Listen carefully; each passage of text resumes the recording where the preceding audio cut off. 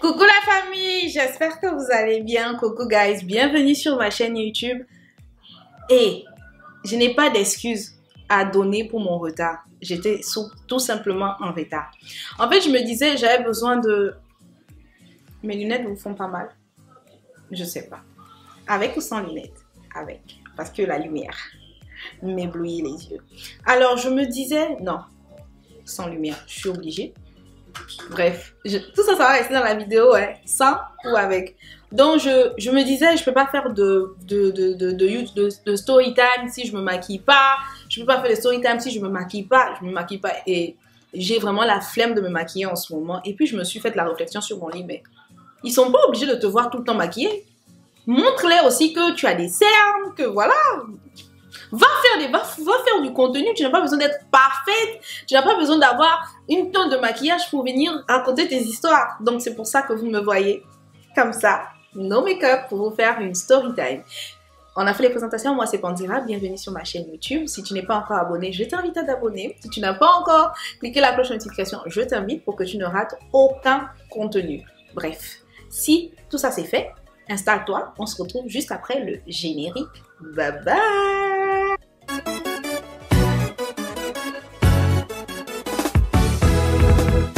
Y'a miracle ici, oh mon ami, viens, oh viens. Y'a miracle chez moi, ma chérie, viens, oh viens. Y'a miracle ici.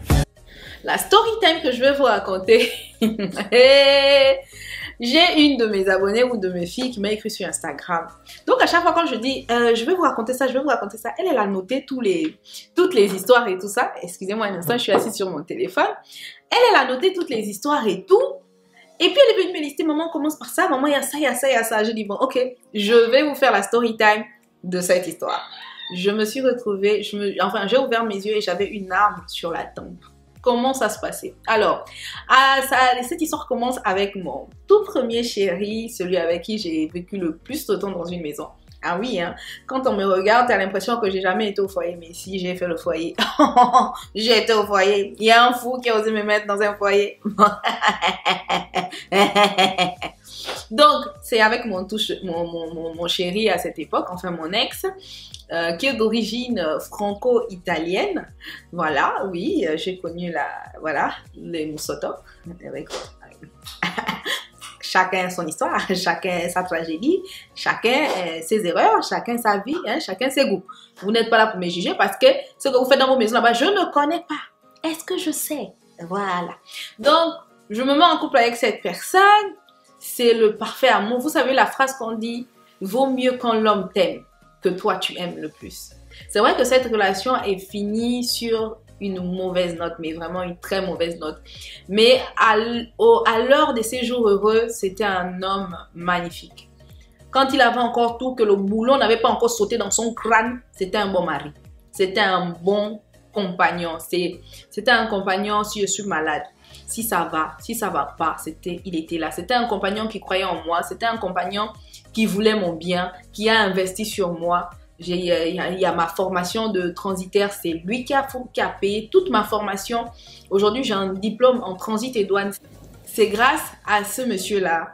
Il y a beaucoup de choses. Je suis rentrée dans la vie de femme grâce à ce monsieur. J'ai connu également que j'avais des problèmes d'enfantement grâce à ce monsieur. En fait, il y a toute une histoire, il y a tout un parcours avec cette relation. Donc, on se rencontre, on file le parfait amour et c'est tellement beau, c'est tellement avenant pour moi. C'est la première fois qu'on m'aime, que je me sens aimée. Et si je dois dire vrai, depuis cet homme jusqu'à aujourd'hui, c'est vrai, j'ai pas connu beaucoup d'hommes. Je dirais que c'est l'homme qui m'a le plus aimé dans ma vie. Mais quand je dis le plus aimé, je refuse de garder le souvenir de la fin de cette relation. Je m'efforce à garder le côté bon de cette relation. Et c'est l'homme qui m'a le plus aimé dans ma vie. Quand quelqu'un t'aime au-delà de ta propre personne, quand quelqu'un t'aime et voit ce que tu as en toi réellement et te booste, te motive, ne veut que le meilleur pour toi, c'est une bénédiction. On n'en croise malheureusement pas beaucoup des comme ça. Donc on se rencontre, on commence à vivre ensemble. Quand on commence à vivre ensemble, ça part vraiment d'une blague, hein. Il était à Port-Gentil, moi j'étais à Libreville, on s'est rencontrés en boîte de nuit. il était à Port-Gentil, et moi à Libreville. Il me fait venir un week-end et ce week-end, je ne suis plus jamais repartie. Je ne suis plus jamais repartie. Quand je dis je ne suis plus revenue à Libreville, je pouvais venir des week-ends, mais le week-end s'est transformé en un mois. Un mois est devenu 2 mois. 2 mois est devenu 3 mois, 4 mois, 5 mois, ainsi de suite. Une année, 2 années, 3 années et 4 années. Elle se termine à la fin de notre 4e année. Et c'était quelqu'un de très impulsive, très possessive, très... tu touches pas à ce qu'il y a à lui, tu regardes pas ce qu'il y a à lui, tu mates pas ce qu'il y a à lui. Et je ne savais pas qu'il avait une arme. Franchement, j'aurais jamais imaginé qu'il a une arme. Donc un soir, comme à notre habitude, tous les week-ends, soit c'est resto, après resto on va boire un verre. Donc on avait beaucoup, vous savez, les Européens, ils ont une façon de s'amuser. On va aller en visite, on va aller camping, on va aller faire ceci, on va aller faire ça. Ils ont cette éducation de vraiment avoir beaucoup d'activités. Donc, on lui finit son travail le vendredi. On a une activité, on prévoit notre soirée du samedi et tout ça. Donc, on avait des activités en journée. On a le Cap Lopez, si je me souviens bien encore. On a le Cap Lopez. Ça a été fun. Après, entre les expatriés, ils ont leur mood, ils ont leur soirée qui organisent tout, chacun avec sa petite bébête. Ceux qui ont les femmes blanches, ceux qui ont les femmes noires. Faut nous voir maintenant, tout nous là-bas. Bref, mais vraiment magnifique. Donc, on finit, on rentre et on prend une douche. Il se passe quelque chose. Il y a eu un petit câlin et tout. Et j'étais en train d'essayer une robe. On n'avait pas prévu de sortir ce soir. On n'avait pas prévu. Donc, j'étais en train d'essayer une robe que j'avais acheté peut-être le mercredi ou le mardi. J'avais acheté ça au Grand Village. Donc, j'étais en train d'essayer la robe et puis il voit la robe. Il dit, canon bébé, tu es trop canon et tout. Je dis, merci chérie. Et puis il me dit, non, on sort. En fait, lui, c'était le genre d'homme où il misait sur sa femme. Comme mon ex sortait avec moi, il avait des yeux verts. Déjà, il avait un regard qui te perçait. Et c'est du genre, quand il me voyait belle, bien vêtue, bien coiffée, il avait cette fierté-là au fond de lui, mais vraiment une grosse fierté que le mec avait en fait. Il aimait ça.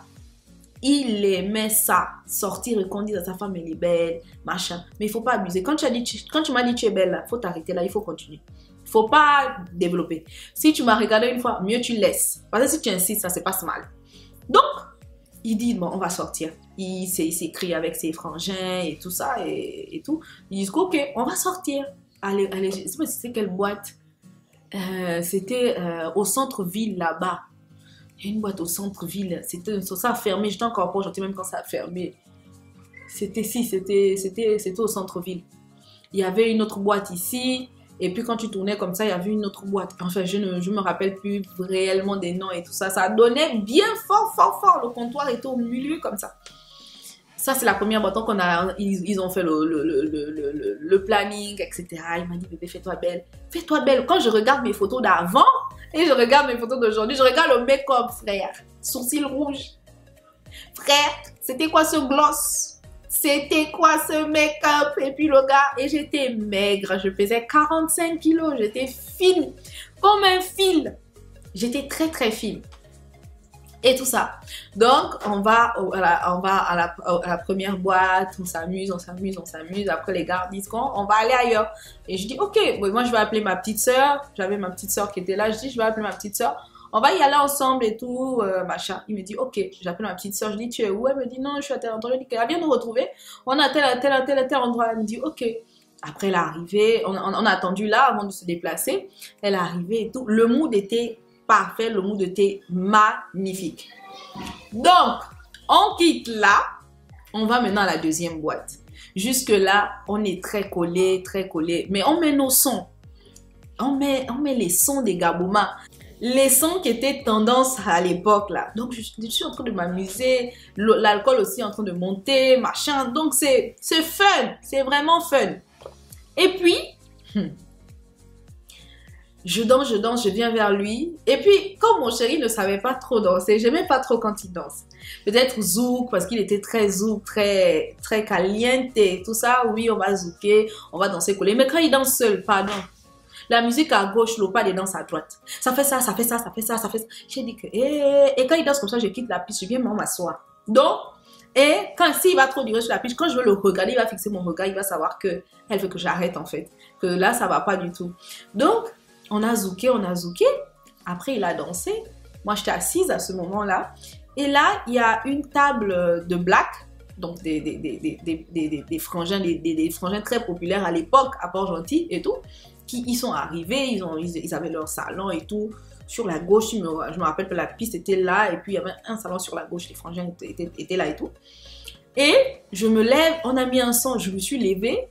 Franchement, je me suis levée pour le son. J'ai pas calculé leur tête, j'ai pas calculé à quoi ils ressemblaient, j'ai pas calculé qui ils étaient. En fait, j'ai fait aucun calcul. Anyway, je n'ai fait aucun calcul. Franchement, au moment où ils dansaient, c'était la musique de chez eux, là-bas, les Whitey et tout. Alors là, je peux danser ça à 2 minutes, mais pas plus. Hein. Pas plus, franchement, je sais pas comment m'y prendre. Je sais pas par où commencer. Donc, anyway. Donc, j'étais pas... Voilà. Mais quand on a mis les sons de chez nous, frère, je me lève. Je vais débouler, en fait. Je vais débouler. Et moi, je ne sais pas que parmi la bande qui est arrivée, il y a un qui était en train de me mater. Donc, je suis sur la piste, je danse, cac, avec ma petite soeur qui est ta, un pas, 2 pas, autocasse, casse, coudoudou. J'étais en train de tuer la danse et il y a le frangin qui me regardait, mon chéri a remarqué depuis. Mais moi, je suis tellement dans la danse que je regarde même pas le miroir pour voir l'expression faciale de mon chéri. J'étais tellement concentrée dans la danse et beaucoup, ceux qui peut-être m'ont croisé en boîte de nuit, vont peut-être le remarquer. En boîte de nuit, si je suis venue avec du monde, c'est avec ces gens-là que je vais danser. Je ne danse pas avec une autre personne. L'histoire que quelqu'un sort de nulle part, il vient t'attraper les reins. Non, et j'ai failli me faire enfermer à cause de ça. Parce que j'ai réagi violemment. Je ferai une autre story time. Si mon bébé voit ça, tu notes et tu m'envoies sur Instagram. J'ai failli faire de la prison à cause de ça. Vraiment. À cause de cette histoire où je suis en train de danser et puis quelqu'un vient m'attraper et j'ai réagi violemment. En fait, j'aime pas quand... J'aime venir vers la personne. Pas la personne vient vers moi et puis il me traite d'une façon irrespectueuse. Je sais pas si c'est un esprit qui est en moi, mais le seul réflexe me défend, c'est que je te fasse mal. Vraiment. Je te connais pas, tu sors de nulle part, tu me parles bien, tu viens pas me toucher, tu viens pas... Non, ça va se passer très, très, très mal. J'ai toujours été comme ça et je suis toujours comme ça. C'est même encore plus prononcé depuis que j'ai fini mes rites et que j'ai fait asseoir mes esprits. J'ai ce petit côté-là, j'aime pas qu'on me force la main, ou j'aime pas en tout cas. Bref, vous avez compris. Et le frangin, mon chéri a déjà remarqué. Donc mon chéri n'est même plus là. C'est-à-dire mon chéri est assis, mais il n'est plus là. Il fait que fixer. Le frangin quitte sa table. Le frangin vient, il commence à danser à côté et tout. Mais moi, je calcule pas que le frangin me mate. Franchement, si tu regardes la vidéo là, je te dis que je ne calculais pas, je te le dis, je ne calculais vraiment pas. Parce qu'il faut savoir qu'avec mon ex, on est très très bons amis. On se prend les nouvelles, on s'appelle, si on a trop fait, c'est 1 mois. Mais on se prend les nouvelles et tout ça. Et le frangin est là, Et puis, on a mis du reggae dance. C'est pas. En tout cas, une body, une body. Tu vois, body, que tu dois montrer que body. Toi, tu es maigre, toi qui as petite bosse là, tu veux tourner ça un peu ventilateur. Et le frangin a eu la maladresse de vouloir venir se mettre derrière moi. Mais, mon chéri, normalement, il me connaît. Il sait. Lui-même, il a reçu le coup. J'étais sur la piste, j'étais en boîte et il m'avait pas dit qu'il allait sortir. Bref, ça aussi, c'est une story time. Donc, il connaît mes réactions, en fait. Donc, je me suis dit d'être retournée, j'ai regardé le frangin comme ça que... Il me sourit, il me parle à l'oreille, je dis non, machin, je suis accompagnée et tout ça. Enfin, je coupe tout, je coupe vite, je coupe court, en fait, parce que, voilà. Et je reviens m'asseoir. Et là, je prends la main de mon chéri, il ne veut plus me toucher. Il veut plus me toucher. Il veut plus me toucher. Je demande à Jean, mais qu'est-ce qu'il a? Pourquoi il est comme ça? Je demande à la petite soeur dit que moi, il était sur la piste directement, il ne connaît pas. Je dis qu'ok. Après, il décide de s'amuser, il mate maintenant les filles et tout ça. Et il sait que moi, je ne réagis pas en public. Je ne réagis jamais en public. Si j'ai trop réagi, c'est que je me lève, je prends mon sac et je me barre. Mais dire que je vais faire des scènes, dire que non, je suis très très calme. Je peux arriver, je vais vous raconter aussi une story time. Je suis arrivée, j'ai croisé, vous allez voir ma réaction. C'est magnifique en fait. Je ne suis pas quelqu'un qui... si je vais aller chauffer, toi et moi, on va... C'est-à-dire que c'est comme si inconsciemment, je protégeais déjà ma personnalité. Je ne savais pas que j'allais devenir une personnalité publique, peut-être demain, mais j'aimais pas me mettre en spectacle. J'aimais pas faire des scandales. J'aimais pas ce genre de choses. J'ai toujours été honteuse qu'on parle de moi négativement ou j'ai toujours été honteuse de ça. Donc, je reste très calme, il mate. Je le vois même, il se déplace pas par là avec une fille et tout. Quand il est revenu, je me suis levée, j'ai pris mon sac, j'ai dit je vais prendre un taxi, je vais rentrer. Et tout ça. Le frangin, quand je sors, mon gars me fait « Ah, vas-y, casse-toi ». Je dis « Ok, je me casse, il n'y a pas de problème ». Donc, quand je sors, ma petite soeur aussi me suit, elle me dit « Non, ma chère ». Je dis « Non, je ne comprends pas sa réaction, je ne comprends pas ce qu'il a ». N'est-ce pas, le frangin black s'élève aussi pour venir, machin, pour suivre. Enfin, moi, je ne savais même pas. Il se lève pour suivre et tout ça. Et je suis debout, j'attends le taxi, je propose. À cette époque, on habitait loin, on était à Sogara. On habitait hyper loin, donc je patientais mon taxi, ma petite soeur aussi me parlait et tout. Et je vois comment il arrive là-bas. Il était très costaud. Il avait 1m92. Donc imaginez comment il était grand, mon chéri. Et moi, c'était ça en fait. Je l'arrivais ici. Quand il faisait bisous, je levais la tête et lui, il baissait, il se courbait vraiment. Et il arrive. On s'en va, on voit. Il démarre. Je dis, je ne monte pas dans ta voiture. Il a garé d'une façon. Il dit, tu montes ou je te casse les pieds. Je dis, ok. Il n'y a pas l'orgueil. Tu habites à Sogara, il n'y a pas de taxi. Tu fais comment? Je monte. Je monte, ma petite soeur derrière. Le gars a filé. J'ai attrapé la voiture. J'étais accrochée à la voiture là comme ça.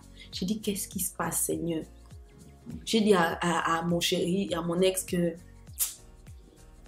demain, je prends un billet, je rentre à Libreville parce que ce qui se passe là, je n'aime pas. Je ne voulais pas aussi faire une scène devant ma petite soeur. Il est là, il ne parle pas, il ne me parle pas, il fume. Qu'est-ce qui se passe? Le frangin file, il garde la maison. Je suis descendue, je me suis lavée, je suis allée dormir. Je dormais, je dormais, mais je sentais la porte qui s'ouvrait, qui se fermait, qui s'ouvrait, qui se fermait, qui s'ouvrait, qui se fermait. Je n'ai pas fait cas. Je sais que quand il n'est pas bien, c'est comme ça qu'il réagit. Donc, je préférais souvent, quand il est comme ça, je préfère me calmer. Et quand il va se coucher, je veux peut-être ouvrir la conversation ou quoi. Ou demain, le faire asseoir et puis on va en parler pour qu'il me dise ce qu'il a dérangé et tout. Et puis, on passe à autre chose. C'était toujours comme ça que je fonctionnais. Et là, je dors, je sens quelque chose. L'arme est glacée, hein. L'arme, c'est glacé, hein. Je sens un truc froid là. J'ouvre les yeux. Je regarde. Il a mis l'arme là. Maman, j'ai quel âge pour mourir? C'est le goût de quoi? Qu'est-ce qui n'a pas marché? Pourquoi du comment? Eh Dieu, j'ai commencé à parler en pounou. Panique totale. Après, je dis non. Si je panique trop, je vais l'exciter. Si je suis agressive, je vais l'exciter. Et même s'il fait ça pour me faire peur, on ne sait pas ce qui peut se passer. La balle peut partir et puis voilà, moi, je suis partie. Voilà, moi, comment ça, je suis partie. Donc, je reste alors très calme. Je regarde, je dis, qu'est-ce qu'il y a? Déjà, tu sors ça d'où? Ah, mais tu viens avec moi, tu sais pas que j'ai une arme? J'ai dit, ok, il n'y a pas de souci, mais qu'est-ce qu'il y a? Si tu veux qu'on parle, on parle. Tu te bouges, tu te trémousses. Et puis il y a des mecs, ils n'ont pas, ils voient, tu ne t'imposes pas, tu dis que tu ne montes pas enfin, je t'ai fiancée, tu ne montes pas ton alliance, machin. Je dis que c'est pour ça que tu es fâché. Oui, tu es à moi. Et si quelqu'un d'autre te veut, alors mieux, je te tue, je me tue. Je dis que oh, tu te tues, comment? C'est quel verbe tuer que tu veux commencer à conjuguer sur ma vie? Tu comment? Tu de quoi? De où? De pourquoi? De qu'est-ce qui se passe? De waouh là-bas? Je dis non, chérie. J'ai commencé à manager. J'ai pu enlever l'arme là comme ça. Il me dit, ah, remets-la moi, je vais la décharger. Il dit que parce que c'était chargé. Il dit, ben oui, j'ai chargé, j'avais l'intention de finir. Il dit qu'il faut décharger. Il a enlevé le truc. J'ai pris. J'ai d'abord mis de mon côté. J'ai commencé à rassurer. Non, je te veux pour moi seule. Tu es à moi. Tu as été créé pour moi. S'il te plaît, j'ai été créé pour toi. On en est où aujourd'hui? Quand tu m'as quitté, comme n'importe quoi là, il n'y avait plus, tu es à moi, hein. Donc, c'était ça. Calmer le gars, calmer un petit coup, il s'est calmé. le reste de la semaine, j'ai été très sage, très gentille. Maman a accroché quand on sortait maintenant, depuis l'histoire des larmes. Là, moi, qui comme ça à côté de mon gars, moi qui accroché comme un singe sur mon gars. Moi qui comme ça, c'est moi-même qui connaissais maintenant la cachette des larmes en question. Parce que, non, tant qu'il ne gonfle pas, je ne dors pas. Non, non, non, non. Quand je vois que j'ai fait une bêtise, non, maintenant, mon cœur n'était plus en paix avec l'arme là dans la maison. Mon cœur n'était plus en paix. Donc, à cause des jalousies, voilà comment m'a mis le revolver sur la tempe. J'ai failli rejoindre, devenir l'ancêtre de quelqu'un et devenir le génie de quelqu'un. Vite, comme ça, je n'ai même pas fini de vivre ma vie. J'allais partir à cause d'un Murumbouani. Vraiment, un Murumbouani. Je vais vous faire la story time parce que le Murumbouani, là, on se retrouvait quelque part devant. Le Murumbouani, là. Quand je quitte celui-là, le Murumbouani black, là, on se retrouve devant. Notez ça et puis vous me rappelez ça pour cette story time. Donc, voilà comment je me suis retrouvée. Voilà comment je me suis retrouvée avec une arme sur la tempe à cause de la jalousie. Oh là là. Un homme qui t'aime, qui aime plus que toi, c'est bien, mais ces crises de jalousie, c'est fort. Donc voilà, j'espère que vous avez apprécié la story time, que vous avez passé un agréable moment. Et le conseil que je pourrais vous donner dans ce cas de figure, c'est vraiment rester calme. Parce que si vous vous agitez, vous allez aussi donner la force à la personne de toujours... Vaut mieux vous faire profil bas et vous laissez la personne marcher et puis vous essayez de calmer. Quitte à ce que lorsque la personne devient rationnelle, vous faites comprendre à la personne les choses. Pas besoin que l'autre envoie le feu, toi tu envoies le feu. Généralement, pardon, ça donne quelque chose de mauvais. Donc, il faut parfois faire profil bas. Ça ne veut pas dire que tu es faible, ça ne veut pas dire que non. C'est juste que... Anyway, c'est juste que tu prends... Tu joues la sage parce que vous ne pouvez pas être tous les deux fous. Personne ne pourra conseiller l'autre. Donc, accepte de faire profil. Ça ne veut pas dire que tu es faible, mais c'est juste que voilà quoi. Et j'espère que vous avez passé un agréable moment. On se retrouve très bientôt pour une nouvelle story time. Bye bye.